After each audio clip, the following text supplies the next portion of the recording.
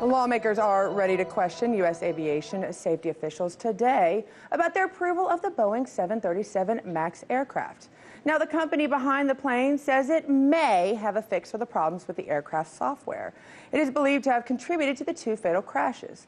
RT's Rachel Blevins has the latest.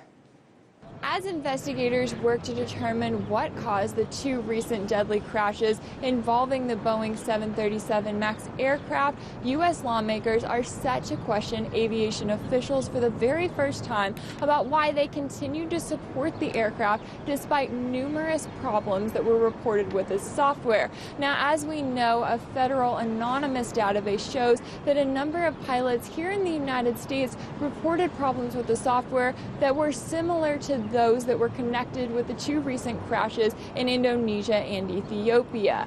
So right now, members of the Senate's Commerce Subcommittee are preparing to question those officials, and they will likely ask about why aviation officials continued to give Boeing the green light despite the software problems and no evidence of a definite solution. Boeing is also set to hold a meeting today at its production facility near Seattle, where more than 200 airline pilots, technical leaders, and regulators have been invited. Boeing claims it plans to solve the problems with the 737 MAX's automated flight control system by updating the plane's software, cockpit alerts, and with more pilot training. For now, all of the 737 MAX aircrafts here in the United States have been grounded, and the airlines that fly them are working to transfer those planes to storage. We did see reports yesterday of a Southwest Airlines flight that was grounded through an emergency airline as a result of a problem with the plane's engine. Now, there were no passengers aboard, but the two pilots that were flying the plane said that they noticed a crucial problem with the engine shortly after takeoff. But it's still not clear if that problem is related to the ones that we've seen with the software of the 737 MAX aircrafts in the past. For now, other countries appear to be losing trust in Boeing. Indonesia, for example, is canceling a $6 billion order for 49 Boeing 737 MAX jets, citing a lack of trust from customers in the aircraft. But while Boeing is struggling, business is picking up for its competitor Airbus. China was one of the first countries to ground the 737 MAX aircraft following these deadly crashes within the last 6 months, and they have recently signed on to a multi-billion-dollar deal with Airbus that will include multiple aircrafts.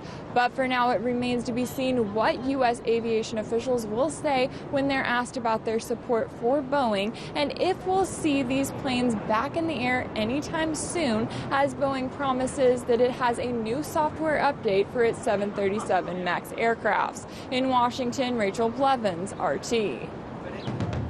To go even more in depth, we turn to Jamie Finch, former NTSB Director of Public and Family Affairs. Thanks for joining me, Jamie. Thank you. Today, you had leadership of Boeing being questioned on the Hill of Congress. Secretary of Transportation Elaine Chao herself asked the question, if this was such a safety feature, why did you not include this in your plane in the first place? But there's no one that's really holding them accountable to do this. Is this a failure on the FAA or Boeing or both? I would say it's a failure on both parts.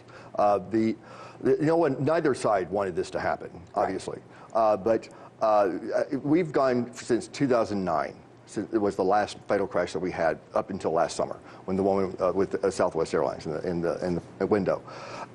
A lot of complacency had happened. People had become very comfortable with each other. And there was also a very big push by Boeing to get this plane out before the Airbus Neo.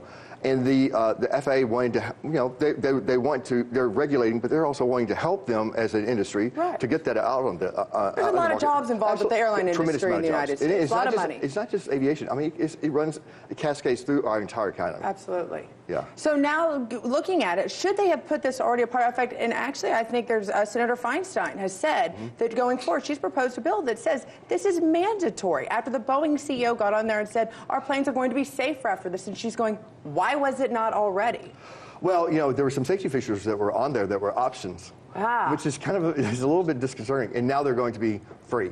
One of those things that is like the stall indicator that's now going to be 2, and warning systems for the pilots. one of the complaints about the 737 MAX from the pilots was that this plane did not give them a warning that it was going into this mode was being initiated, and so without that warning and without that training, let's not forget that. Right. They just were not prepared to deal with this. Now, luckily, none of those happened in the United States, but as we know, Boeing is making announcements and is doing some training. But again, even with the fix that they come up with, it still has to go through FAA certification, which will take a week or two. And get training for that one. So then it brings us to the next question of, going forward on this, why did it take so long for the United States was one of the last countries to ground these planes compared to all the other countries around the world? Well, I mean, there's many factors that go into this. You can look at it from the economic standpoint, which is this is a huge impact on our economy. Right. We want to make sure that this really does need to happen before we do this.